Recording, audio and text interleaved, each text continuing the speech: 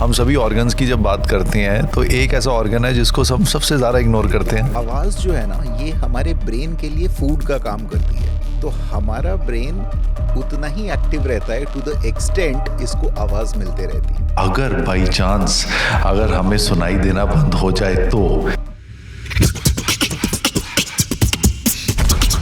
60 years से ऊपर के एज में अगर हम बात करें, 1 out of every 3 person has hearing loss. 1 out of every 3?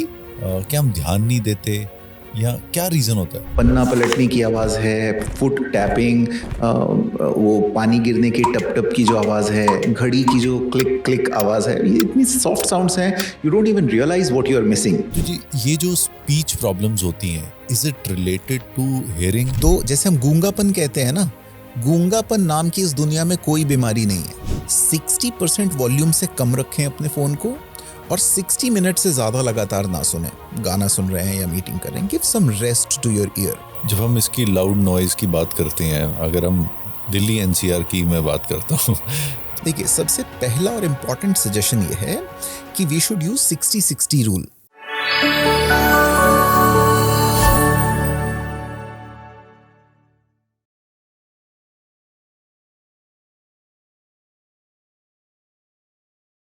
Hello Vishwajeet ji, welcome to the deep root talks. Thank you. आज आप टेड टॉक करके आए हैं, उस एनर्जी के साथ इस पॉडकास्ट को we are going to super energise To enhance that, oh absolutely, I would love to. Yeah, I can also already feel that energy. जब आप when you go and motivate people and especially when you have such a great your journey, तो उसके बाद so podcasters like us we get that advantage और हम लोग अब इसको और सुपर एनर्जाइज करके चलेंगे। That's right. I mean, with TED at that level, the energy is definitely high, and I'm super excited to talk to you and share my journey with you as well, with your audience. So I'm sure कि there's going to be a lovely talk today. Yes. कानों के बारे में आज तक बात नहीं हुई। Exactly, मतलब बहुत ही ज़रूरी है इसके अराउंड बात करना, and that is the reason I was really excited when you invited me to your podcast, and मुझे लगा कि इसके बारे में बात करना बहुत ज़रूरी है। तो इट्स एक्चुअली प्लेजर। जो आपकी जर्नी है या फिर जो आप काम कर रहे हो, इसके बारे में लोगों को एक तो पता चलना चाहिए। सेकंड थिंग इज, हम सभी ऑर्गन्स की जब बात करते हैं तो एक ऐसा ऑर्गन है जिसको हम सबसे ज़्यादा इग्नोर करते हैं, वो है हमारे कान और जिससे हम सब सुन पाते हैं। और एंड एक और चीज़ आई रियलाइज रिसेंटली, जब आपके बारे में मैंने पढ़ना शुरू किया और देखा, तो एक ही चीज़ रियलाइज़ हुई कि हम जब सेंसेस की बात करते हैं तो hearing is one of the most important senses. तो हम स्मेलिंग में भी होता है, सब कुछ होता है, गाने सुनने सबको पसंद होते हैं, बट हम ये ध्यान ही नहीं देते कि अगर बाई चांस अगर हमें सुनाई देना बंद हो जाए तो क्या लाइफ होगी। वो हम अब थॉट ही नहीं आता कहीं ना कहीं। एंड इन ईयर सोल्यूशंस आप तो यही सोल्यूशन दे रहे हैं। बिल्कुल सही बात है। इनफैक्ट अभी आपने एक बात कही कि हम कैसे हियरिंग को इग्नोर करते हैं और बाकी सेंसेस की तरफ ध्यान देते हैं। What is very important to understand कि आवाज़ जो है ना, ये हमारे ब्रेन के लिए फूड का काम करती है। तो हमारा ब्रेन उतना ही एक्टिव रहता है टू द एक्सटेंट इसको आवाज़ मिलते रहती है। आप अगर किसी को 100% म्यूट कर दो, बिल्कुल आवाज़ नहीं जाएगी, उसके ब्रेन की एक्टिविटीज़ भी उतनी ही स्लो हो जाएंगी, या आपको देख के सामने वाले की एक्टिविटी से पता लग जाएगा कि is mentally not that active. So जब हियरिंग लॉस शुरू होता है तो सबसे इम्पॉर्टेंट चीज़ जो होती है कि हम धीरे धीरे भूलना शुरू कर देते हैं। हम उसके साथ में मेंटली उतने एक्टिव नहीं रहते, हमारे रिफ्लेक्सेस वीक हो जाते हैं। समझने की जो कैपेसिटी है, स्पेशली ओल्ड एज में आप देखेंगे कि जब लोगों को हियरिंग लॉस होता है तो साथ में उनके समझने की भी कैपेसिटी कम हो जाती है। दे हैव बिन अपनी पूरी लाइफ में वो बिल्कुल अच्छे IQ वाले आदमी रहे हैं। So it is all related to sound. And इसीलिए क्योंकि कई बार मेंटल रिटार्डेशन अगर किसी को हुआ या कोई भी मेंटल रिफ्लेक्स इश्यूज हुए तो वो दिख जाता है लोगों को, बट कई बार उसका सही सोर्स भी नहीं पता होता है। तो इसलिए हियरिंग लॉस के लिए लोगों को अवेयर करना। चक्कर आता है लोगों को, अब चक्कर आना most of the time is related to imbalance in hearing. कहते हैं कि जो ईयर फ्लूइड्स होते हैं वो इम्बैलेंस होते हैं। तो कई बार वो बहुत शॉर्ट टर्म होता है। जब हम जुकाम वगैरह होता है तो हमारे कान में फ्लूइड इम्बैलेंस हो जाता है, जिसको हम बेसिक मेडिसिन से ठीक कर देते हैं। जिसे कहते हैं कि हमें वो म्यूकस हो जाता है, म्यूकस वगैरह। लेकिन यही प्रॉब्लम अगर लंबे समय तक हो जाए या परमानेंट हो जाए तो आपको रोज चक्कर आना शुरू हो जाएगा, आप ठीक से कभी चल नहीं पाएंगे, एंड देन फिर उसकी जो भी मेडिकेशंस वगैरह हैं वो करनी होंगी या हियरिंग को बैलेंस करने के लिए काम करना पड़ेगा। तो इसीलिए it is an important topic जो आप ऐड कर रहे हैं, तो उसमें आई वांटेड टू ऐड कि it is not only the hearing, मतलब उससे रिलेटेड इतनी सारी प्रॉब्लम्स हैं जो शुरू हो जाती हैं कि इसको बहुत अर्ली स्टेज में डिटेक्ट करना और इसके ऊपर काम करना, एक्शन लेना बहुत ज़रूरी है। आपने कुछ नंबर्स बताए थे, वो मैं चाहता हूँ नंबर्स आप शेयर करो। अरे मतलब हियरिंग की प्रॉब्लम इतने सारे लोगों को है कि 10% of the population has hearing loss. तो हमारे देश में 14 करोड़ लोग। हाँ, लगभग 150 करोड़ लोग हैं, तो 14 करोड़ 15 करोड़ लोगों को सुनने की प्रॉब्लम है। 6% लगभग 8-9 करोड़ लोगों को डिसेबलिंग हियरिंग लॉस है, मतलब अगर उनका जो बेटर ईयर है उसमें 50% से ज़्यादा हियरिंग लॉस है। डे टू डे लाइफ में उनको प्रॉब्लम हो रही है 8-9 करोड़ लोगों को, that's a huge number. 60 years से ऊपर के एज में अगर हम बात करें, 1 out of every 3 person has hearing loss. 1 out of every 3? Every 3. You randomly check any 100 person above 60 years, उनमें से आपको 30-35 लोगों को hearing loss आ जाएगा to some degree. बट इसमें आई थिंक बहुत रेयर होता है। मैं तो अपने सर्कल में ही बात करूं कि चाहे हेयरिंग डिवाइसेस की बात करें या कोई कानों के बारे में बात ही नहीं करते कि कानों में भी कोई दिक्कत है। हाँ, ये होती है कि हार्ट प्रॉब्लम होगी या कोई और प्रॉब्लम होगी, बिल्कुल बिल्कुल, या चश्मा लग गया। और कई बार लोग एक्शन भी नहीं लेते हैं। The average time for somebody to walk into a hearing clinic is 7 years globally, and I am sure कि इंडिया का ये नंबर इससे कहीं ज़्यादा होगा, शायद 10 साल से भी ज़्यादा एवरेज हो। इंडिया का नंबर उतने अच्छे से ट्रैक नहीं है, but global average is 7 years। तो जब हमें हियरिंग लॉस होता है, पहले 20-30-40% तक हमें पता भी नहीं लगता है कि हमें हियरिंग लॉस है, क्योंकि आप बहुत हल्की आवाज़ें मिस करते हैं, पीछे बर्ड्स चर्पिंग और पन्ना पलटने की आवाज़ है, फुट टैपिंग, वो पानी गिरने की टप टप की जो आवाज़ है, घड़ी की जो क्लिक क्लिक आवाज़ है, ये इतनी सॉफ्ट साउंड्स हैं, you don't even realise what you are missing. Only when it is 40-50% hearing loss, तब आप सुनेंगे कि घर में आपको लोग कहना शुरू करेंगे कि टीवी क्यों ऊंचा कर रहे हो, या ग्रुप में बात हुई और समझ में नहीं आया। So those are the times when people start pointing you, which is approximately 50% loss के बाद, तब लोग एक्शन लेते हैं, which is already too long a time. ये हमें पता क्यों नहीं चलता? जैसे एक रेगुलर लाइफ में क्या हम ध्यान नहीं देते या क्या रीज़न होता है? देखिए, 2-3 तरह की प्रॉब्लम है। सबसे पहला, हम छोटे बच्चों की बात करते हैं। अभी 1000 बच्चे अगर जन्म लेते हैं तो उनमें से लगभग 4 बच्चों को बाय बर्थ सुनने की प्रॉब्लम होती है। अब बच्चों के केस में एक बाय बर्थ जो स्क्रीनिंग होनी चाहिए हियरिंग की, वो हमारी कंट्री में नहीं हो रही है। Unless it is very critical condition, तब तक अर्ली स्क्रीनिंग नहीं करते हैं। तो बच्चे को तो जब 2-3 साल में वो बच्चा बोलना नहीं शुरू करता है, that is the time parents realise कि अरे अब कुछ पता करते हैं। और कई बार तो ये टाइम 5-6 साल तक वो चेक नहीं करवाते हैं। अब बच्चों की जो स्पीच डेवलप होती है, ये पहले 7 साल तक ही डेवलप हो सकती है। 7 साल के बाद कोई भी लैंग्वेज सीखना या स्पीच डेवलप करना इज़ वेरी डिफ़िकल्ट। तो अगर ये क्रिटिकल टाइम बच्चों का 1 से 7 साल का पीरियड चला गया हाथ से, तो शायद उनको पूरी ज़िंदगी साइन लैंग्वेज से काम चलाना पड़े।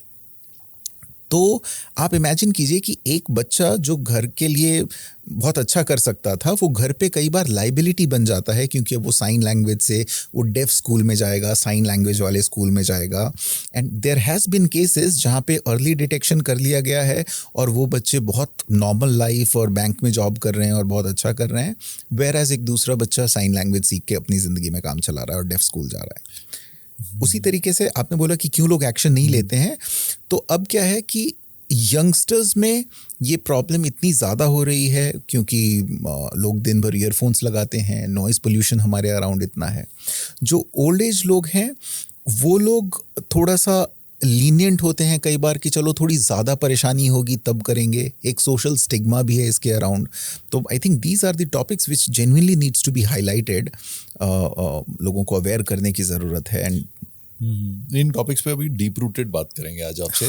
और एक जो बहुत इम्पोर्टेंट पॉइंट मुझे महसूस हुआ कि जब आपने बात की कि बच्चे होते हैं तो ये जो स्पीच प्रॉब्लम्स होती हैं, is it related to hearing as well? This is an important point to understand.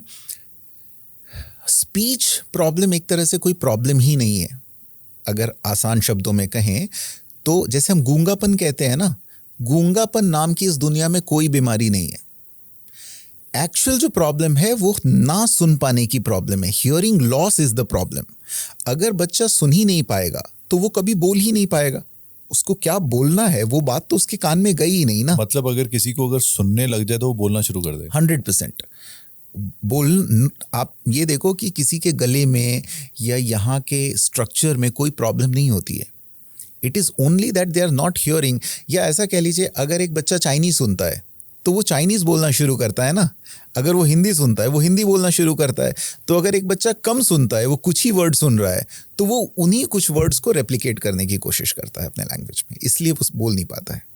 तो जितने भी आजकल हम देखते हैं कि जो पेरेंट्स बच्चों की स्पीच थेरेपी के लिए जाते हैं, तो क्या वो इग्नोर कर रहे हैं कि क्या पता उनको हेयरिंग प्रॉब्लम हो? नहीं, मोस्ट ऑफ द टाइम जो पेरेंट्स स्पीच थेरेपी के लिए लेके जा रहे हैं उनको मैं कहता हूँ कि वो तो फिर भी अवेयर पेरेंट्स हैं.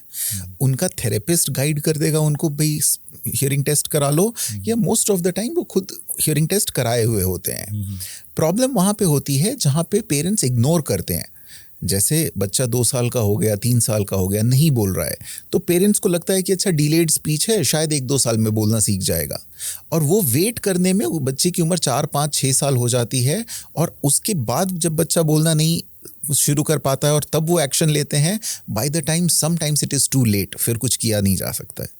अगर उनको जैसे ही पता लगे वो बच्चे का हियरिंग चेकअप कराएं, स्पीच थेरेपिस्ट, ऑडियोलॉजिस्ट से कंसल्ट करें. They will guide him properly कि आपको ये टेस्ट करवाना है और ये प्रॉब्लम है, वो पता लग जाएगा. अब ये जो टर्म है audiologist, you are an audiologist, and एक ENT का तो हमें पता होता है कि जब भी स्पेशली क्या होता है, जब कान में इन्फेक्शन हो रही है या वैक्स हो रही है, तो most of the times people go to an ENT तभी ज़्यादातर.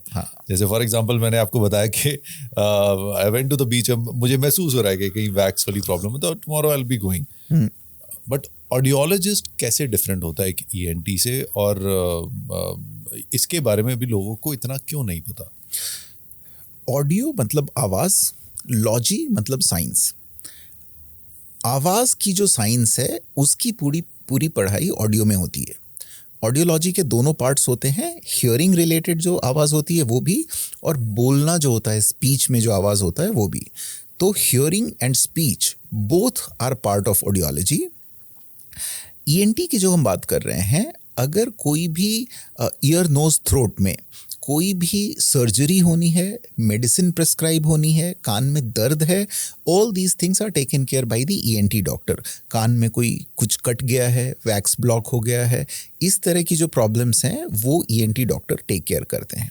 But when it comes to hearing loss या स्पीच थेरेपी, यहाँ पे वो ENT डॉक्टर का पर से खत्म हो जाता है. They refer these cases to audiologist. Sometimes they will have an audiologist in their clinic only, जैसा आजकल होता है हॉस्पिटल में हर तरह के डॉक्टर होते हैं, तो वहीं पे कोई ऑडियोलॉजिस्ट होगा तो वो देखेगा, नहीं तो they will refer to another audiology clinic. But actually एक ऑडियोलॉजिस्ट ही होता है जो हियरिंग रिलेटेड और स्पीच रिलेटेड पूरी 6 साल की पढ़ाई करता है और ऐसे पेशेंट्स को ट्रीट करता है. अब हम डीप रूटेड बातों पे आएंगे जी. हाँ. कि अब ये जो हम कहते हैं, जिसे बहरापन भी कहते हैं, या हम कहते हैं कि आपके सुनने की क्षमता कम हो जाती है, you are able to hear less, not listen less, hear less. तो जब हम हेयरिंग, हमारी अगर डिसेबिलिटी की तरफ हम जाते हैं, तो आज की डेट में अगर हम देखा जाए, टॉप 5 रीजंस क्या होंगे, मतलब इंडिया में खासकर?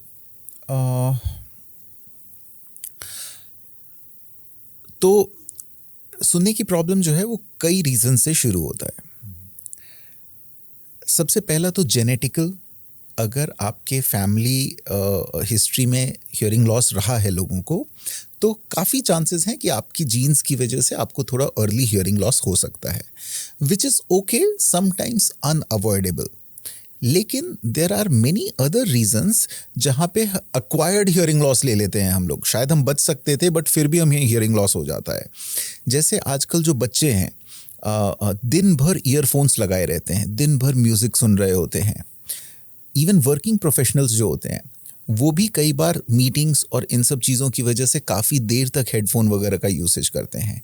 इन सब का बहुत सीवियर इम्पैक्ट होता है हमारे हियरिंग के ऊपर में। एनवायरनमेंट जो है हमारा, इतनी ज़्यादा गाड़ियाँ, नॉइज़ पोल्यूशन, जैसे अगर कोई डिफेंस में काम कर रहा है तो बॉम्ब वगैरह की आवाज़ है, हमारा जो वर्क एनवायरनमेंट है, डीजे, पार्टीज़, क्लब्स, इन सब का नॉइज़ लेवल इतना हाई है। 120 decibel is the maximum sound which a normal person can hear. 120 decibel से ऊपर की आवाज़ अगर हम लगातार सुने 15-20 मिनट तो हमारे कानों में दर्द हो सकता है। एंड डीजे वगैरह की जो आवाज़ होती है अगर आप पास से सुने तो this is the level of sound. इस साउंड में अगर आप लगातार 15-20 मिनट एक्सपोज्ड हैं, सो देयर आर चांसेस कि आपको कुछ डिग्री का परमानेंट हियरिंग लॉस हो सकता है। बट नोबडी इज़ अवेयर, तो उसकी वजह से क्या है कि हम बिल्कुल भी टेक केयर नहीं कर रहे हैं इन सब परेशानियों का। इसके अलावा there are certain other reasons, कई बार अल्कोहल, ब्लड प्रेशर या कुछ ओटोटॉक्सिक मेडिसिन होती हैं, जैसे जिन लोगों को ज़ुकाम, साइनस वगैरह की प्रॉब्लम ज़्यादा रहती है उनको भी एक सर्टेन टाइम के बाद उसकी मेडिसिन वगैरह की वजह से हियरिंग लॉस हो सकता है। सो हियरिंग लॉस होने के रीज़न n नंबर ऑफ हो सकते हैं, बट दो चीज़ें हैं। एक तो जहाँ पे हम प्रोटेक्ट कर सकते हैं, इंटेंशनली हम हियरिंग लॉस एक्वायर कर रहे हैं, वहाँ से बचा जा सकता है। जैसे नॉइज़ कैंसिलेशन ईयरफोन्स लगा सकते हैं, जो बच्चे हेडफोन्स यूज़ करते हैं उसको कम कर सकते हैं, और इस तरह के एनवायरनमेंट का अगर ध्यान रखें, लाउड नॉइज़ का एक्सपोजर कम करें तो काफ़ी कंट्रोल किया जा सकता है। जब हम इसकी लाउड नॉइज़ की बात करते हैं, अगर हम दिल्ली एनसीआर की मैं बात करता हूँ तो आप घर से बाहर निकलें तो चैं पै पै बिल्कुल बिल्कुल बिल्कुल, बहुत ज़्यादा, पूरा दिन पूरी रात चल रहा होता है। बिल्कुल या हम कंपल्सिव हॉन्किंग भी बहुत होती है। बिल्कुल सही। And sometimes it is so irritating also. मतलब अगर आप अपनी ईयर हेल्थ का ध्यान रखना भी चाहोगे आप नहीं रख पाओगे, क्योंकि if you are on the road और ट्रैवल बहुत ज़्यादा है। अब वही ट्रैवल में एक तो ये पार्ट आ गया, दूसरा आ गया कि जब हम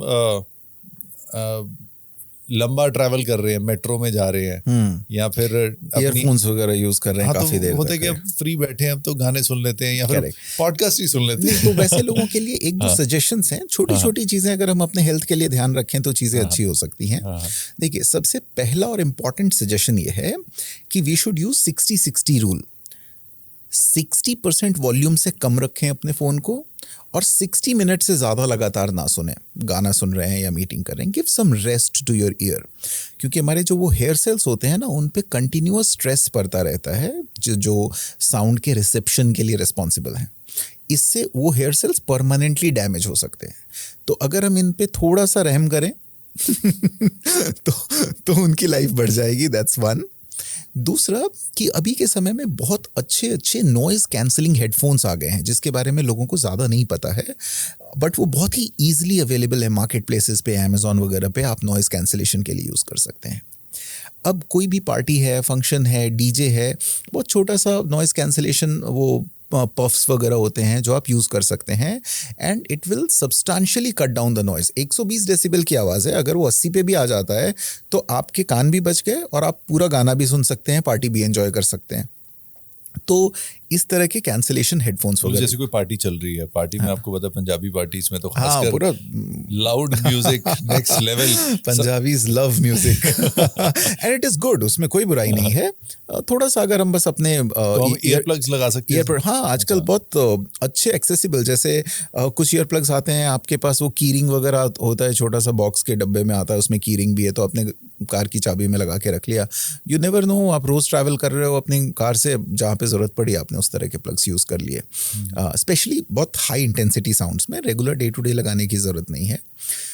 और मोस्ट इम्पॉर्टेंट कि एटलीस्ट हम एक एनुअल चेकअप करा लें हियरिंग का। हियरिंग क्लिनिक्स अब ज़्यादातर जगह पे हो गए हैं, तो जहाँ पे भी आप रहते हैं नियरेस्ट ऑडियोलॉजिस्ट से मिल के साल में भी एक, जैसे हम फुल बॉडी चेकअप कराते हैं, स्कूल्स में आँखों का चेकअप हो जाता है, बट कहीं पे भी हियरिंग चेकअप के लिए लोग कंसर्न नहीं है। जबकि अभी अगर किसी भी स्कूल में टेस्ट किया जाए, 1000 बच्चे होते हैं, उसमें से 2, 4, 5 बच्चों को हियरिंग लॉस निकल जाएगा, which the parents and the teachers are unaware. Teachers को लग रहा है कि बच्चा पढ़ाई नहीं कर रहा है, और प्रॉब्लम है कि बच्चा एक्चुअली सुन नहीं पा रहा है पीछे। पेरेंट्स को भी नहीं पता, कई बार पेरेंट्स को भी नहीं पता, जैसा हम बात कर रहे थे, थोड़ा अर्ली एज है बच्चे का या रिसेंटली शुरू हुआ है। तो द सजेशन इज कि एटलीस्ट साल में एक चेकअप हो जाए, तो उससे काफ़ी चीज़ें जैसे ही पता लग जाएंगी, if we are aware then we can take action. जैसे इसी की बात करता हूँ, मैं दोबारा हेडफोन्स पे ही आता हूँ। अभी वर्क एनवायरनमेंट भी ऐसे हो चुके हैं, और in general also people stay alone a lot of times. तो जब खासकर ट्रैवल में तो होता ही होता है।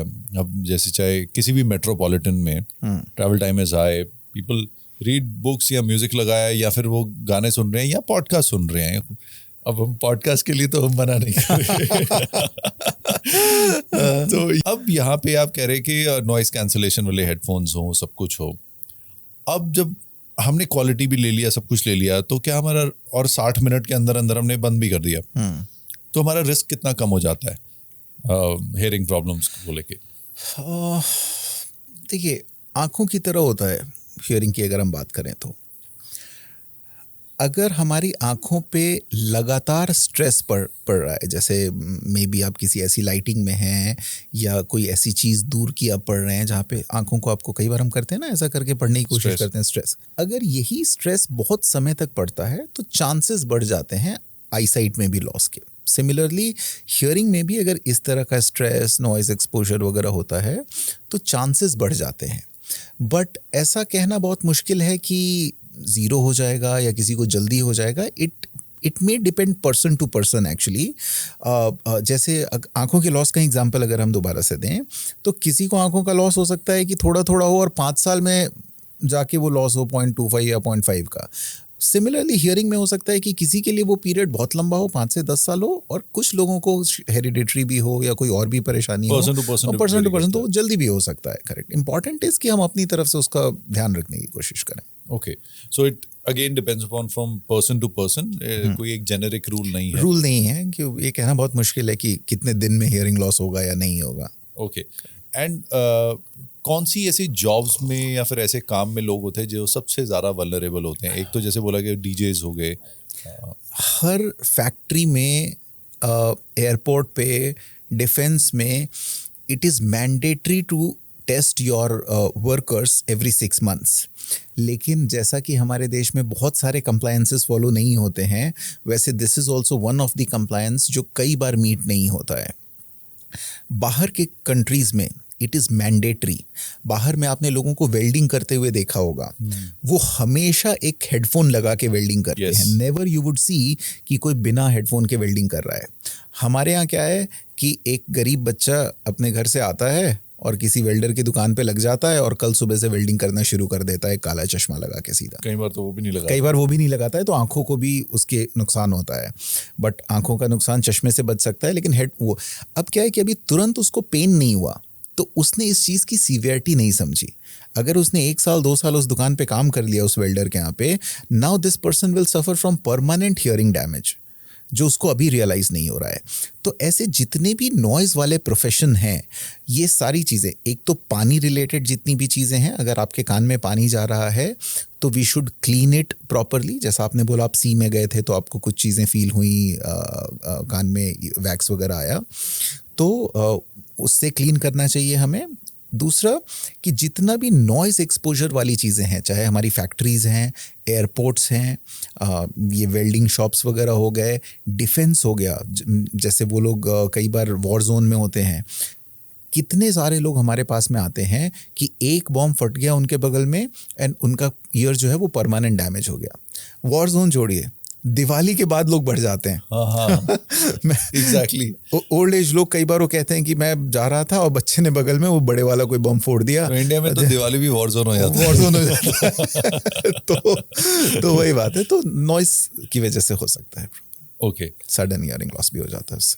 अब मैं चाहता हूँ कि थोड़े से आपकी जर्नी की बात करूँ। बहुत इंटरेस्टिंग लगी मुझे आपकी जर्नी, द वे +2 के बाद आपने कॉल सेंटर में काम किया, 7 साल लगातार, कई छोटे छोटे बिजनेसेस किए, and then how you became an audiologist, and now you are hearing aids mein you are the top company in India. Yes. Number one company in India, which is a huge thing, and 75 plus stores in 26 plus cities Right now, yes. And wow. So this is an amazing journey. Thank you. And so we come from the same time, age, और वो वाला बहुत relatability है कई चीज़ों की. हाँ, बिल्कुल. बिहार से आए और अब पूरे एक हिंदुस्तान में you're creating something which is not only a brand but also you're aiding एक आप अवेयर भी कर रहे हो लोगों को. Yes. ऐसी प्रॉब्लम को लेके एक्सपीरियंसेस बहुत हुए होंगे लाइफ में. Oh, absolutely. Yes. तो कुछ एक्सपीरियंसेस, बहुत सारी कहानियां हैं लाइफ की. कुछ इंटरेस्टिंग कहानियां सुनना चाहेंगे जैसे आपसे. आपने मेरी जर्नी की बात की, तो I come from a small place in Bihar. मतलब मोतिहारी नाम की एक जगह है, that's where our native place is. But I was born and brought up in Patna in my early childhood. And वहाँ पे मेरे फादर की जॉब चली गई थी. वो एक स्टेट गवर्नमेंट रिलेटेड कुछ सब्सिडरी टाइप की जॉब में थे, जहाँ पे उनकी वो जॉब चली गई थी. And he was struggling for good 4-5 years for his salary. तो बड़ी मुश्किल से we were able to meet he was able to make the ends meet. तो हुआ कि सब रिश्तेदार और ये होते हैं, कहते हैं कि बेटर अपॉर्चुनिटी है, दिल्ली में आ जाओ. So my father came to Delhi in his late 40s maybe और अर्ली 50s. अब he came from a government background, तो यहाँ पे उनको बिल्कुल अलग ही दुनिया मिली. 3,000 की नौकरी के लिए सुबह 9 बजे से लेके रात के 9 बजे तक स्कूटर से दिन भर रोड पे घूमना और काम करना. तो वो he was not able to survive here. और यहाँ पे भी हमारा जो स्ट्रगल है वो ख़त्म नहीं हुआ. एज इन वहाँ he was trying to find out a way. और हम लोग स्कूल वगैरह में जाते थे. मेरे स्कूल की फ़ीस नहीं गई थी, तो मुझे स्कूल में एग्ज़ाम नहीं देने दिया गया. And that was something really devastating for me. मतलब उस दिन मुझे लगा कि समथिंग नीड्स टू चेंज. शायद ऐसे this is not right, this is not life, it should not go like this. तो जब मुझे फ़ीस नहीं देने दिया गया, मेरी फ़ीस नहीं गई, तो मुझे एग्ज़ाम नहीं देने दिया गया. तो फिर बड़ी मुश्किल से कहीं से पैसे वैसे लेके हमने जमा किए. नेक्स्ट वीक में लाइब्रेरी में बैठ के मैंने एग्ज़ाम दिया. That's how I cleared my exam. तो उससे पहले तक ना मेरे बड़े बड़े सपने थे कि मैं IIT जाऊंगा और एग्ज़ाम्स क्रैक करूंगा, और उसकी तैयारी कर रहा था during my 11th-12th standard and all. मैंने एग्ज़ाम भी दिया, I cleared some of them. मतलब वो AIEEE वगैरह में वी हैड गुड स्कोर्स. लेकिन फिर मुझे लगा कि I should start working, because I don't have that 6-8 years of liberty more कि मैं आराम से पढ़ूं और फिर एक्सपेरिमेंट करूं करियर के साथ. सो दैट्स हाउ आई डिसाइडेड कि मुझे 12th के बाद ही नौकरी करनी शुरू कर देनी चाहिए. तो मैंने एक कॉल सेंटर ज्वाइन किया. I worked in that call centre for 3 years. During this 3 years I completed my graduation distance से, और मैंने सॉफ्टवेयर प्रोग्रामिंग की ट्रेनिंग ली. So after this 3 years, I was promoted to be a software engineer. I was working as an SAP consultant. And life was good. मैं तो software में जाना चाहता था. मतलब tech was my thing, my calling. तो मैंने सोचा कि अब करते हैं इसमें कुछ, because I wanted to build on something. मतलब मैंने बचपन से देखा था कि आपको एंटरप्रेन्योरशिप करना होगा, कुछ बिजनेस करना होगा अगर आप लाइफ में कहीं पहुंचना चाहते हो, कमाना चाहते हो. तो एक वो चीज़ थी. So all these 7 years I was trying out different things. मतलब मैंने रेस्टोरेंट स्टार्ट किया, मैंने कैब सर्विस स्टार्ट की, मैंने वेबसाइट बनाने का काम शुरू किया, कॉल सेंटर शुरू किया, मैंने ट्रेनिंग बिजनेस शुरू किया, मैंने बैंक का DSA लिया, अकाउंट्स खुलवाने का काम शुरू किया. रात भर कॉल सेंटर में काम करता था और दिन में बाइक से घूम के लोगों के ऑफिसेज वगैरह में जाके अकाउंट्स खुलवाता था. तो tried all sort of businesses. कुछ वर्क नहीं कर रहे थे, कुछ में मज़ा नहीं आ रहा था, कुछ में पैसे नहीं बन रहे थे. सो आई स्ट्रगलिंग. वो जो हसल, आजकल ये अभी जो हसल वर्ड आया है ना, उस समय हसल वर्ड नहीं पता था, बट कह सकते हैं कि I was hustling in my life back then. So that's how I got to, that's when I got to know about this hearing industry through somebody. तो हुआ कि hearing industry was something very new for me. आज भी hearing, ये कैसे introduction कैसे हुआ? So one of my cousin was working in this hearing industry, 15 years already into the industry back then. तो he was very much into this. उन्होंने पूरा hearing north India में हियरिंग एड का business establish किया था and all, अपनी company के लिए जहाँ वो जॉब करते थे. So he introduce me to this industry and that's how I got to know. तो फिर मैंने बोला कि ये इंडस्ट्री मेरे लिए नहीं है, मतलब मैं तो टेक्नोलॉजी रिलेटेड कुछ करना चाहता हूँ. ही सेड कि why don't you try out, एक डिप्लोमा कर लो और देखो कैसा होता है. So that's how I went to study audiology. Audiology की पढ़ाई करने के बाद मैंने जब काम शुरू किया, so my life transformed. Some of the incidences happened जो मैं बताना चाहता हूँ. मैं एक पेशेंट के घर पे गया, तो इनकी नई नई शादी हुई थी. 26 साल का लड़का था. 1 साल पहले इनकी शादी हुई थी. तो जब इनकी शादी हुई थी तब से 1 साल से ये लोग आपस में बात नहीं कर पा रहे थे, because this boy had hearing loss. इनको 10 साल पहले मेनिंजाइटिस हुआ था, जिससे बॉडी का एक पार्ट सीवियरली डैमेज हो जाता है, तो इस ईयर्स गॉट डैमेज्ड. ये लोग आपस में बात भी नहीं कर पा रहे थे. We diagnosed him, we fitted him with a hearing aid and all. तो जैसे ही मैंने हियरिंग एड फिट किया, वो दोनों हस्बैंड वाइफ कमरे के अंदर गए, दोनों ने आपस में बात किया और दे केम आउट. फिर उन लोगों ने सबसे पहले हमसे पूछा कि आप लोगों को आवाज़ आ रही थी क्या जब हम अंदर बात कर रहे थे. तो इनके जो पेरेंट्स हैं और ब्रदर वगैरह हैं वो सब साथ रहते थे. It was a joint family. सब ने बोला नहीं हमें तो बिल्कुल आवाज़ नहीं आई. और दोनों ही हस्बैंड वाइफ की आंखों में आंसू था. और that was the day I decided, मतलब मुझे ऐसा लगा कि मेरे अंदर वो पावर है, आई हैव दिस थिंग, कि मैंने कुछ किया और किसी की लाइफ बदल गई. मेरे कुछ करने से किसी की लाइफ बदल गई.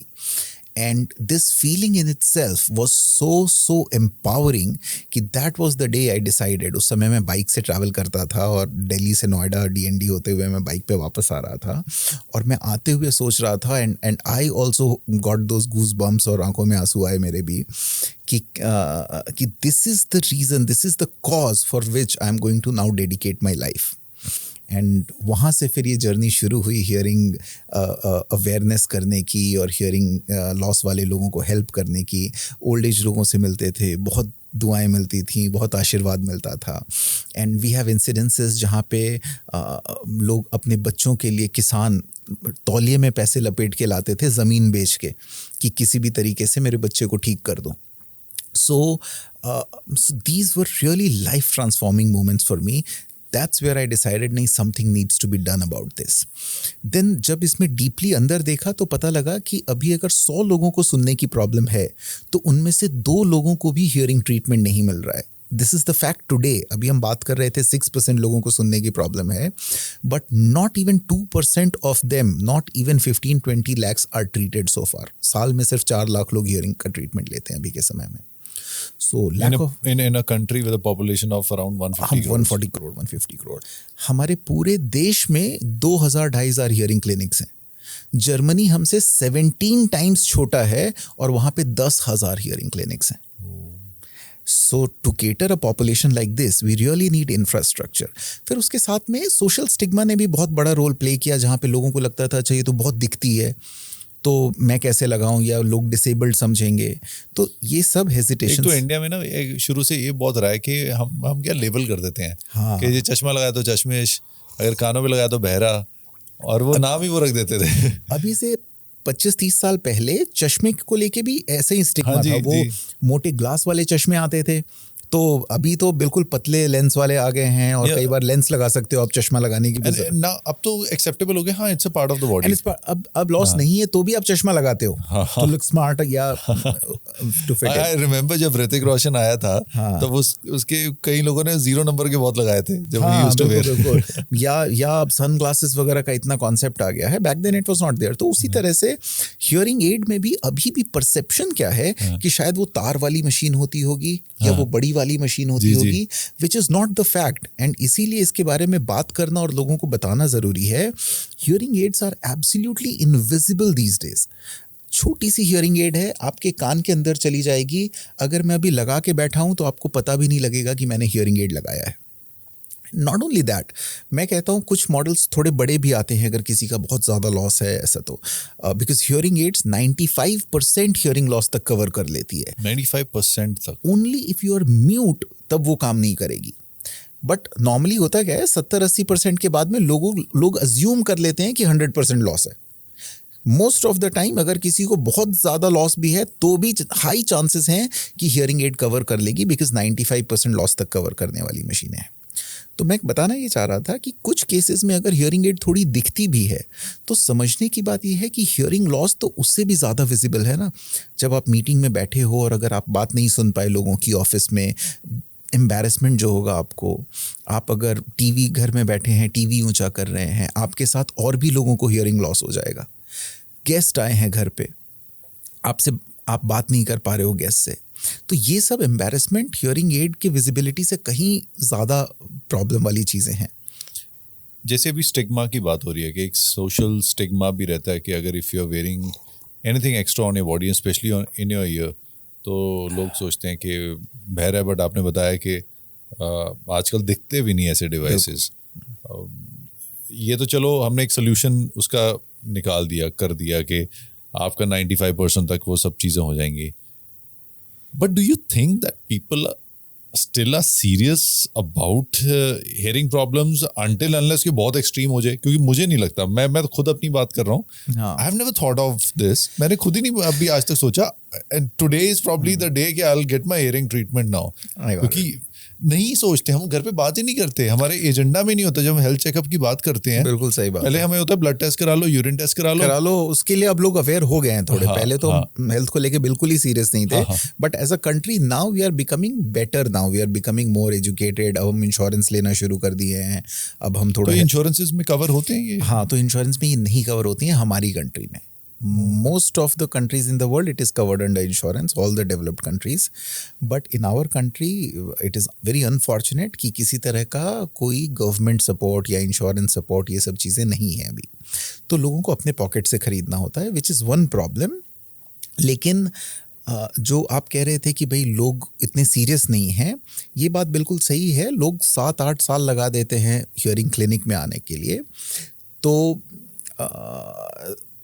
साथ में इंफ्रास्ट्रक्चर वगैरह भी डेवलप नहीं था। In fact I would like to add कि हम अब एक मोबाइल एप्लीकेशन लेके आ रहे हैं कि आप घर बैठे अपना हियरिंग टेस्ट कर सकते हैं। ओनली फॉर द रीज़न कि अब जैसे हम जियो का फ़ोन 4G आज के डेट में पूरे गांव में पहुंच चुका है, तो ऐसे मोबाइल एप्लीकेशन से आप सिर्फ अपने घर पे बैठ के अपने मोबाइल फ़ोन से ऐप से एक स्क्रीनिंग कर सकते हैं कि क्या आपको हियरिंग लॉस है या नहीं है। And then if you want you can go for further evaluations.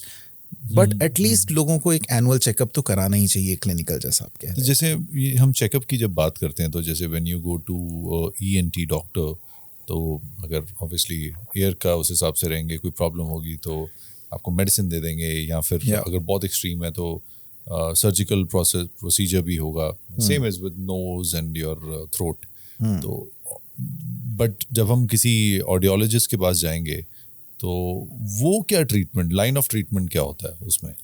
So mostly we do hearing checkup first of all, साथ में 1-2 और डायग्नोसिस होता है डिपेंडिंग ऑन द प्रॉब्लम। जैसे कान के पर्दे की जो स्ट्रेंथ होती है, टिम्पैनोग्राम कहते हैं हम, जिसमें कान के पर्दे की स्ट्रेंथ चेक करते हैं, पर्दे में छेद तो नहीं है, कान के पर्दे का थिकनेस, ईयर का वॉल्यूम, ये सब चीज़ें ठीक हैं कि नहीं, हियरिंग लॉस कितना है और कैसा है।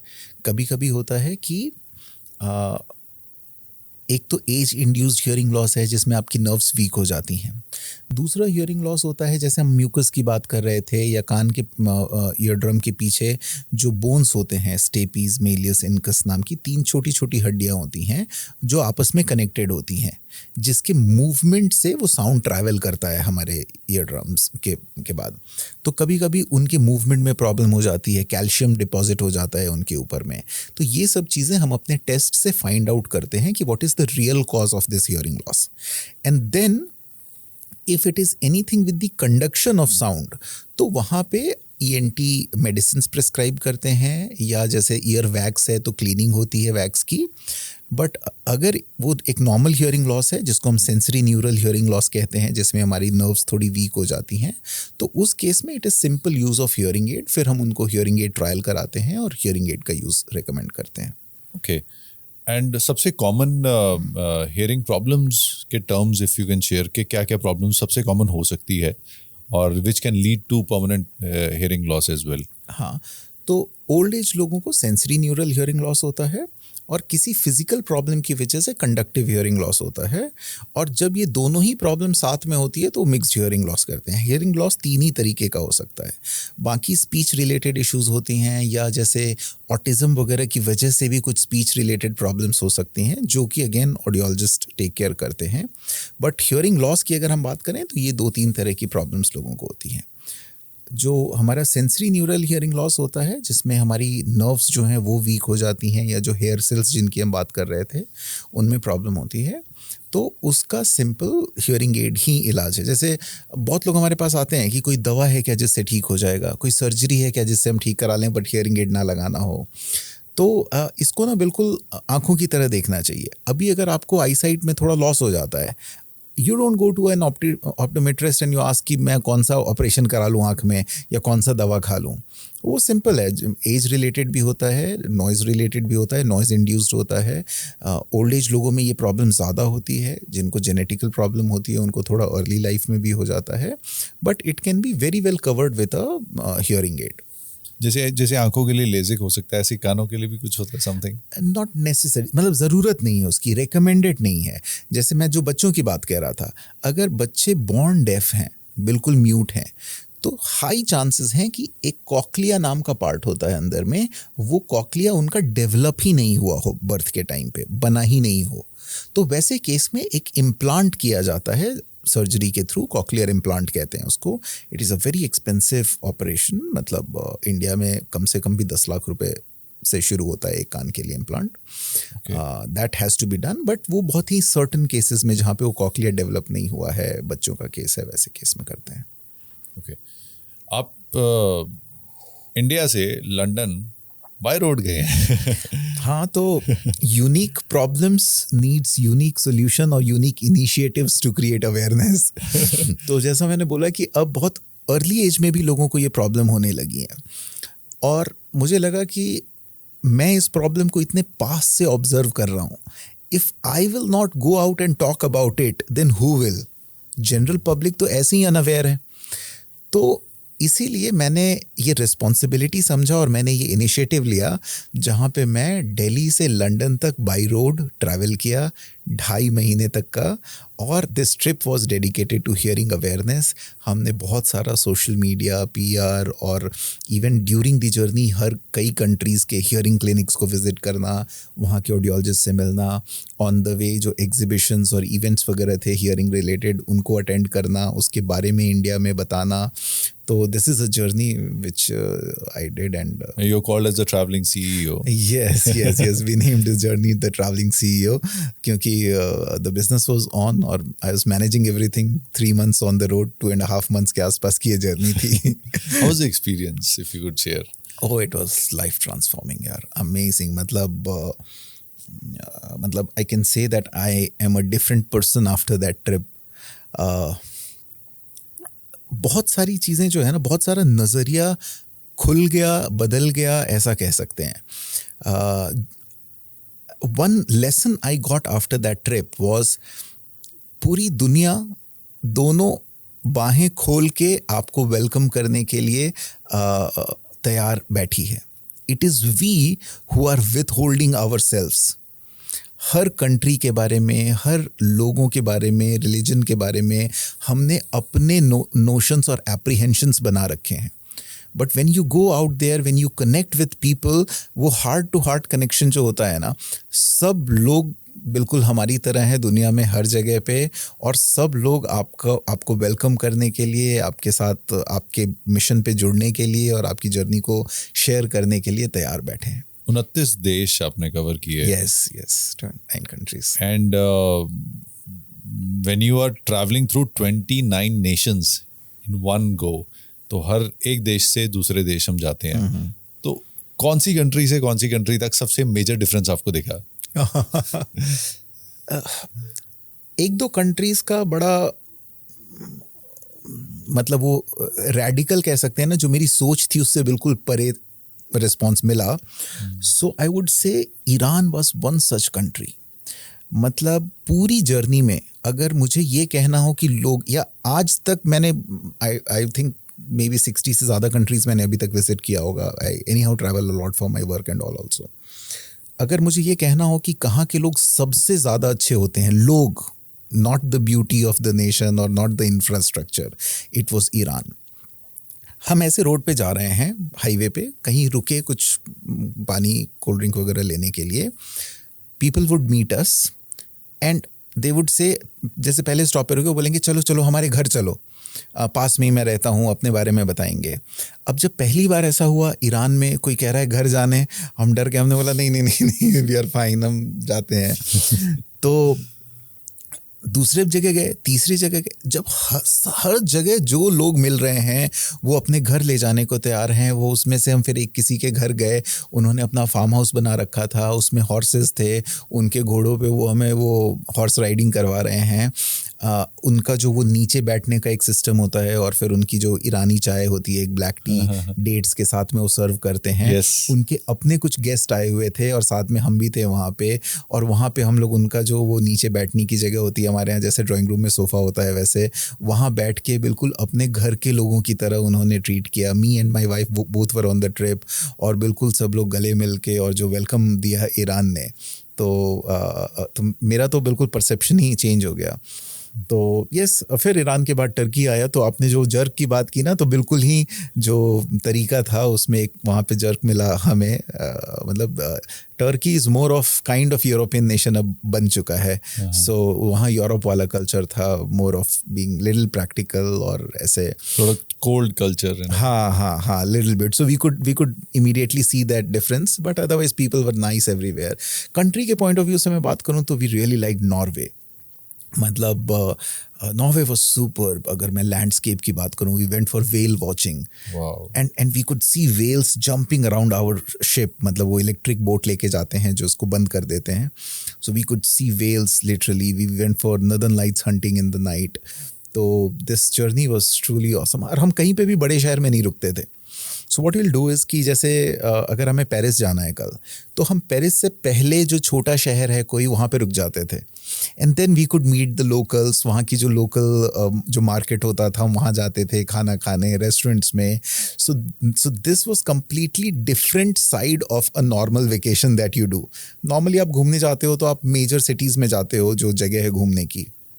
तो ये छोटी छोटी सिटीज़ जो थी, वहाँ पे रुकने का एक अलग एक्सपीरियंस था. वहाँ के लोगों से मिलना, वहाँ का कल्चर एक्सपीरियंस करना, वहाँ का फूड एक्सपीरियंस करना. एक जगह में बड़ी डांट भी पड़ी थी.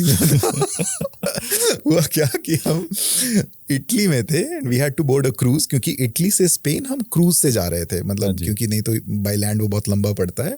तो देयर इज़ अ क्रूज़. आप रात को कार के साथ ही आप क्रूज़ में चले जाओ, और अगले दिन सुबह वो क्रूज़ आपको उधर उतार देगा स्पेन में. तो क्रूज़ बोर्ड करने से जस्ट पहले सोचा डिनर कर लें इटली में. गए एक लोकल रेस्टोरेंट में, ऐसी बहुत छोटी सी जगह थी, अभी मुझे उसका नाम याद नहीं है, कैवेटेकिया समथिंग लाइक दैट. एनीवेज, हो सकता है नाम गलत हो. तो बहुत छोटी सी जगह, 10,000 लोगों का पॉपुलेशन का सिटी था. मैं उन रेस्टोरेंट में खाने गया. तो पहले तो मेन्यू में हमें समझ में नहीं आया खाना क्या है, बट बड़ी मुश्किल से हमने कुछ ऑर्डर किया, कुछ डिश. अब शायद एक पास्ता था और there was one more dish. तो जो शेफ़ है उसने बना के बुलाए बड़े खुशी से. तो हम खाए. अब हमसे वो खाया ही ना जाए क्योंकि उनका पास्ता सिर्फ बॉइल्ड, वो पास्ता अगर आपको बिल्कुल रॉ पास्ता मिलेगा, चीज़ के नाम पे वो जो गार्निशिंग, हाँ गार्निश, वो एक अलग कटोरी में छोटा सा उन्होंने चीज़ दिया, स्प्रे करने वाला जो होता है वो पाउडर फॉर्म में. अब हम कितना भी चीज़ रख लें ऊपर से, वो हमसे फ्लेवर नहीं आएगा. तो हमने इंडियन पास्ता खाया. तो हमने कुछ उससे बोला भी, कुछ केचप वेचप ये वो, तो शायद उनके पास था भी नहीं वो. तो हमने बोला चलो कोई नहीं, छोड़ देते हैं, वो कोई क्या प्रॉब्लम है, छोड़ देंगे, देखेंगे कुछ और खाने का. जब हमने छोड़ा तो वो जो शेफ़ था उसको पहले तो इंग्लिश नहीं आती थी, तो शेफ़ को हमें डांटना था. तो शेफ़ ने पास की टेबल से किसी और को बुलाया जिसको इंग्लिश आती थी. आपने उसको डांटा? उसने उसके थ्रू मुझे डांट सुनवाया. नहीं, मुझे नहीं डांटा था, वो मुझे डांट रहा था कि ये तुम छोड़ के क्यों जा रहे हो. उनका कहना था कि मतलब इट इज हिज आर्ट. आप उसको डिसरिस्पेक्ट कैसे कर सकते हो?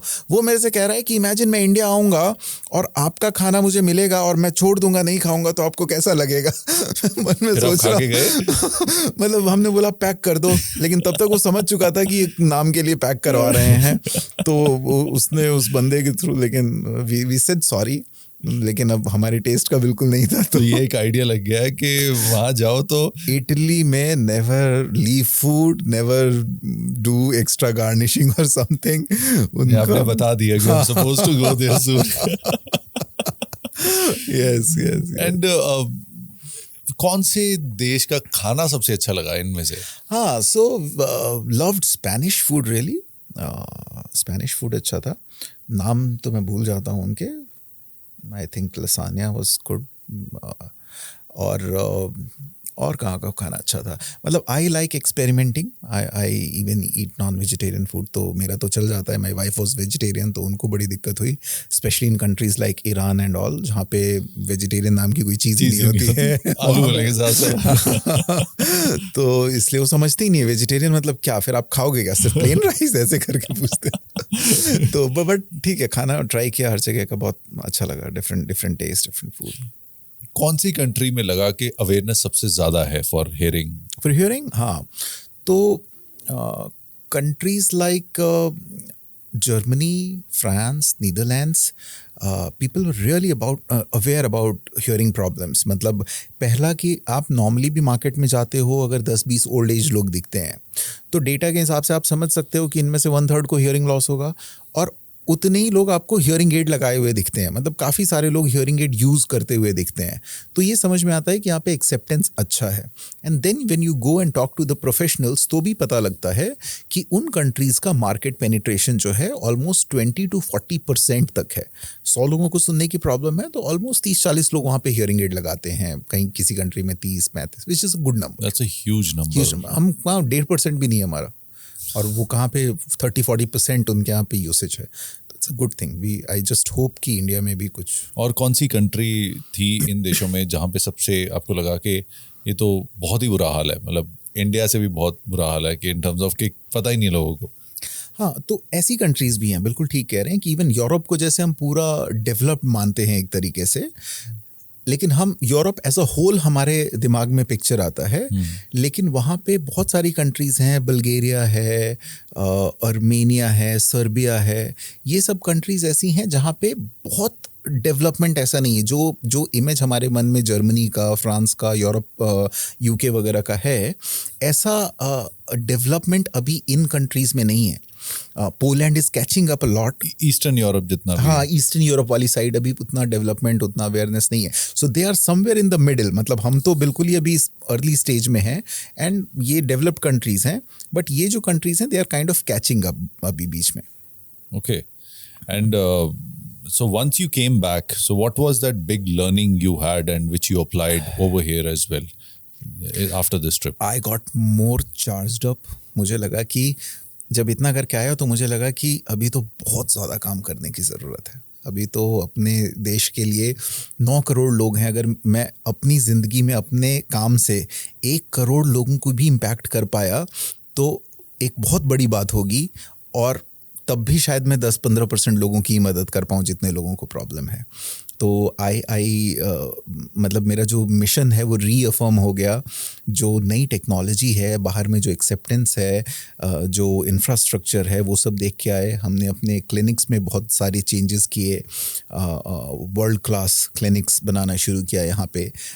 सेम वेस्टर्न कंट्री की फैसिलिटी हम अपने लोगों को यहाँ पे इंडिया में लाके दिए और देना चाहते हैं एट द कॉस्ट ऑफ जो इंडियन कंज्यूमर पे कर सके। गवर्नमेंट की तरफ से क्या सपोर्ट की ज़रूरत है जिससे ये जो गैप है रिड्यूस जल्दी से जल्दी हो सके? हाँ, तो मैं गवर्नमेंट को ब्लेम नहीं करता हूँ, but there is a lot needs to be done. मतलब अब हमारे देश में इतनी परेशानियाँ हैं। अभी तो 80 करोड़ लोगों के पास तो खाने के पैसे नहीं थे, तो हमें राशन 1 रुपये और 2 रुपये पे देना पड़ रहा है। तो इसलिए आई अंडरस्टैंड कि गवर्नमेंट की अपनी लिमिटेशंस हैं, लेकिन some kind of subsidy, some kind of insurance sector को इन्वॉल्व करना, ये सब चीज़ें गवर्नमेंट की तरफ से होनी बहुत ज़रूरी हैं ताकि इसका एक्सेप्टेंस बढ़ सके। देखिए आज के डेट में हियरिंग एड सबसे पहले बहुत एक्सपेंसिव डिवाइस है। This is one real problem which we need to agree and accept. एक अच्छी हियरिंग एड आज के डेट में एक कान के लिए भी कम से कम 15-20 हज़ार 25 हज़ार रुपये की आती है। दोनों कान की डिवाइस अगर हम ले लें तो 35-40 हज़ार रुपये किसी को खर्च करने हैं। 35-40 हज़ार रुपये का खर्च, बहुत सारे लोग हमारे देश में ऐसे हैं जिनकी कमाई 15-20 हज़ार रुपये है महीने की। अब वो आदमी 35-40 हज़ार रुपये खर्च नहीं कर सकता है, उसकी लाइफ में और भी प्रायोरिटीज़ हैं, किसी की बेटी की शादी है, किसी को घर खरीदना है, इस तरह की in fact other health problems and other health problems also. तो उसको इग्नोर करना पड़ता है ना चाहते हुए भी। ऐसी चीज़ों में जहाँ पे गवर्नमेंट इतने सारे मेडिकल इंश्योरेंस, गवर्नमेंट स्कीम्स के थ्रू भी इंश्योरेंस वगैरह लेके आ रहे हैं, मेडिकल सपोर्ट दे रहे हैं, तो वैसे गवर्नमेंट को थोड़ा सा और इनिशिएटिव लेना चाहिए जिसमें हियरिंग एड को भी इंक्लूड करना चाहिए उस तरह की स्कीम्स में। इंश्योरेंस कंपनीज को मोबिलाइज करना चाहिए टू सब्सिडाइज प्राइसिंग करनी चाहिए। गवर्नमेंट हॉस्पिटल्स वगैरह में इसकी अवेलेबिलिटी होनी चाहिए। आज गवर्नमेंट हॉस्पिटल में चेक हो जाएगा कि हियरिंग लॉस है, but you will not get a hearing aid from there, जबकि मेडिसिन आपको मिल जाएगा। अब ये इतना महंगा डिवाइस है कि वो बाहर से भी नहीं ले पाते हैं, तो एटलीस्ट वहाँ पे हम सब्सिडाइज प्राइस पे अवेलेबल रख पाएँ ताकि लोगों के पास एक्सेसिबल हो ये चीज़ें। अभी करंट जो इंडिया की सिचुएशन है, I will just give you a raw example. हम अभी साउंड प्रूफ स्टूडियो में बैठे हैं इस समय। बिल्कुल बिल्कुल। हम एक दूसरे की आवाज़ सुन सकते हैं और ये आराम से रिकॉर्ड हो रही है। इस बिल्डिंग से जैसे हम बाहर निकलेंगे, ये रोड भी अभी शांत है, थोड़ा बाहर निकलेंगे ट्रैफिक की आवाज़ और हॉर्न की आवाज़, थोड़ा और बाहर निकलेंगे और हॉर्न की आवाज़। जितनी बड़ी रोड होती जाएगी, जितना ट्रैफिक बढ़ता जाएगा, चैंपा शुरू हो जाएगा। फिर उसके बाद as we reach our house, तो घर पे फिर से वो थोड़ी शांति। आप टीवी देखेंगे, एक वॉल्यूम पे देखेंगे और वो सब सही रहेगा। हाँ, फिर अब अगर मूवी देखने का मन है तो अब थिएटर जाएंगे। 3 घंटे की मूवी देखेंगे, लाउड म्यूजिक होता है। And I think that is also above 120 जो वहाँ पे नहीं, अभी कंप्लायंस आ चुका है that you have to keep it below 80 decibels. So 80 decibels से ज़्यादा का थ्रेश मार्क जो है वो हमारे लिए प्रॉब्लम करता है। तो below, so most of the public places are following it 80 decibel का। बट हो सकता है कुछ में ज़्यादा भी हो, या स्पेशली जब बीच में म्यूज़िक आता है तो उनके साउंड बढ़ जाता है। नॉर्मल कॉन्वर्सेशन वगैरह जो है अगर आप बैठ के सुनेंगे तो कई बार वो 80 डेसिबल तक होता है। अब उसके बाद अगर जिम जाना है, जिम पे भी लाउड म्यूजिक, फिर वहाँ लाउड म्यूजिक है। गाड़ी में कई बार हम प्ले करते हैं लाउड म्यूजिक के बिना मजा ही नहीं आता। फिर उसके बाद कोई फंक्शन हो गया शाम को, वहां गए, फिर चल रहा है टोल जगीर होगा, वो चीज चल रहा है। तो अब क्या है कि हम चाहे ना चाहे वो एनवायरनमेंट हमें पूरी तरह मिल नहीं सकता। हाँ, बिल्कुल सही। एंड फिर क्या होता है कि हमें लगता है बाहर इतना शोर है, कानों पे लगाओ, आराम से शांति से अपना म्यूजिक सुनो। अब उसमें भी आप कह रहे हो कि 60-60 वाला रेशियो होना चाहिए कि 60% से ज़्यादा वॉल्यूम नहीं और 60 मिनट से ज़्यादा नहीं, लगातार नहीं सुनना। अब बंदा जाए तो जाए कहाँ? कैसे? तो इसमें अभी मतलब as a society how do we need to change? हमने इंडिविजुअली तो चलो चेंज कर दिया। ये बहुत इम्पॉर्टेंट बात कह रहे हैं आप कि बहुत सारी डेवलप्ड कंट्रीज़ में जब मैं ट्रैवल करता हूँ, US, UK, वहाँ का नॉइज़ लेवल बहुत कम है। जो नॉर्मल एनवायरमेंटल साउंड्स की भी हम बात कर रहे हैं वो भी बहुत कंट्रोल्ड है वहाँ पे। तो हमारी गवर्नमेंट भी कुछ इनिशिएटिव्स तो लेके आई है कि ये जितने भी पब्लिक प्लेसेस हैं या इस तरह के जगह पे एक सर्टेन लेवल से साउंड ऊपर ना जाए। आप देखिए कई सिटीज़ में 10 PM का कट ऑफ है कि 10 बजे के बाद आप रात को पार्टी या डीजे वगैरह नहीं कर सकते हैं। So all this, Chandigarh is very strict in that. हाँ, even Delhi where I stay, तो वहाँ पे भी ये रूल, अगर 10:10 पे आपके यहाँ गाने बज रहे हैं तो पुलिस वाले आ जाएंगे बंद कराने। So these are some good initiatives our government has taken. हम खुद से इनको थोड़ा सा कंट्रोल कर सकते हैं, अननेसेसरी हॉन्किंग और ये सब as a culture we will have to change and implement as a society.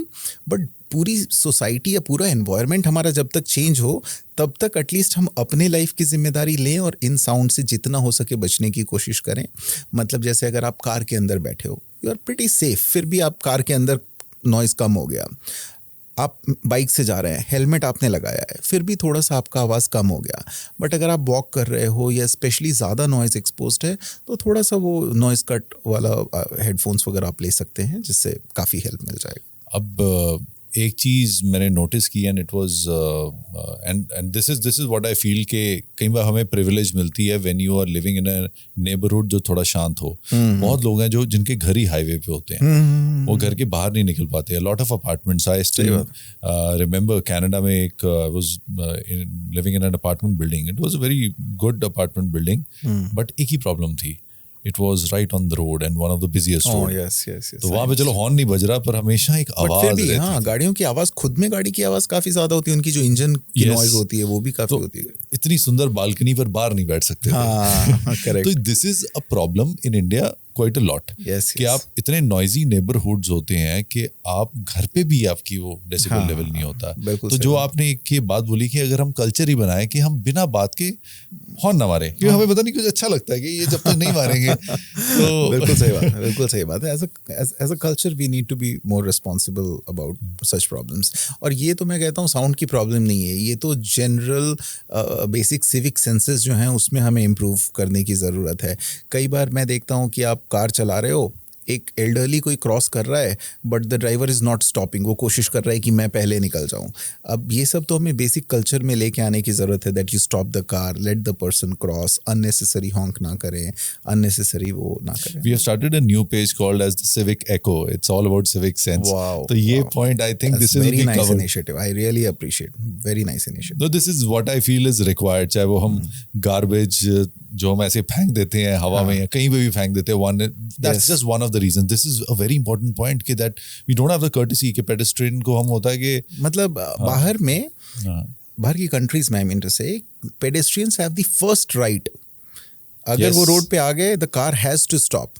And India में वी नेगोशिएट, मतलब एक पैदल वाला आदमी और एक कार वाला। मतलब मेरा कहना है कि आपने 3000 सीसी की कार और 5000 सीसी की पावरफुल कार वो पैदल वाले से रेस लगाने के लिए ली थी क्या? मतलब आप वो स्टॉप कर दो 1 सेकंड के लिए, आपके डेस्टिनेशन पहुंचने में 1 सेकंड का भी लेट नहीं होना है उससे। मुझे ना किसी ने कुछ साल पहले बड़ी अच्छी चीज़ बताई थी, ये चीज़ आई थिंक अगर इस पॉडकास्ट के थ्रू भी जा सके, वो ये था कि अगर कोई साइकिल रिक्शा चलाने वाला या रेडी चलाने वाला कोई है, वो आगे जा रहा है, आप गाड़ी में हो, आपने सिर्फ एक ब्रेक और एक्सेलरेटर देना है, जाने दो उसको। अगर वो रुका, उसको फिर से वो बनाना पड़ेगा, उसकी एफर्ट लग रही है। So these are small things that we need to look into, and but otherwise time की थोड़ी शॉर्टेज है, otherwise it's been an amazing last hour or so talking to you. Pleasure. बहुत कुछ सीखने को मिला आज, बहुत कुछ सीखने को मिला है, और सबसे पहले तो ये मिला कि ध्यान रखें इसका। नहीं, thank you very much for inviting me to the show. I have watched your episodes and I really love कि आप सिर्फ एक स्टोरी लाइन शेयर नहीं करते हैं, you really go deep into the concept and the thought whatever you're being discussed on your podcast, and that's really nice of you, and I really like the openness and the culture that you follow here in your office. So truly awesome. And actually I'm very lucky to have amazing guests like you.